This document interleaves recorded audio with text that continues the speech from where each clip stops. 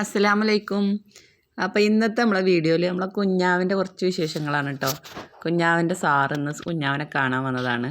ഒരു 4 വർഷം മുമ്പ് പരിചയമുള്ളതാണ്. കുഞ്ഞാവിൻ്റെ കാപ്പ് സ്കൂളിൽ മാഷ് താൽക്കാലികമായിട്ട് 4 മാസം നിന്നിട്ടുള്ളൂ. പക്ഷേ ഇവർ 4 വർഷത്തെ ഒരു പരിചയമായി മാറി. വാട്സപ്പ് കോളായിട്ടും വീഡിയോ കോളായിട്ടും വാട്സപ്പിൽ വോയിസ് ഇട്ടിട്ടായിട്ടും സ്റ്റാറ്റസ് വെച്ചിട്ടായിട്ടും അങ്ങോട്ടും ഇങ്ങോട്ടും ഏതായാലും ഇവർ നല്ലൊരു സൗഹൃദം കൊണ്ടെടുക്കുന്നുണ്ട്. രണ്ടാളും നല്ല സ്നേഹത്തിലാണ്. മാഷിനെ കാണോളം വരാൻ പറഞ്ഞിട്ടും വീഡിയോ കോൾ എടുത്തിട്ടും ഭയങ്കര സ്നേഹത്തിലാണ് കേട്ടോ.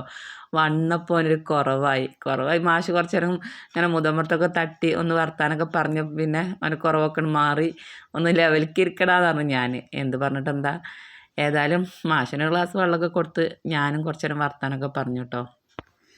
ജീവിതത്തിൽ ഒരുപാട് സ്കൂൾ കൂടിയും ഒരുപാട് സ്ഥലത്ത് കൂടിയും കുഞ്ഞാവ് പഠിച്ചിട്ടുണ്ട് കേട്ടോ. കേരളം വിട്ട് കർണാടക, കേരളത്തിലെ എല്ലാ ഒരുവിധം തെറാപ്പി സെൻറ്റർ കൂടിയും എല്ലായിടത്തു കൂടിയും പരിചയമുണ്ട്. പക്ഷേ ഈ മാഷിന് ഏറ്റവും 4 മാസത്തെ പരിചയമുള്ളൂ.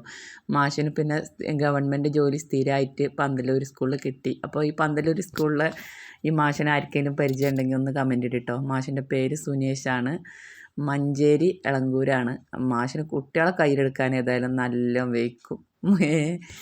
മാഷിന് കുട്ടികളെ കയ്യിലെടുക്കാനും വയ്ക്കും, ഇവന് ഈ മാഷിനെ കയ്യിലെടുക്കാനും വെച്ചു.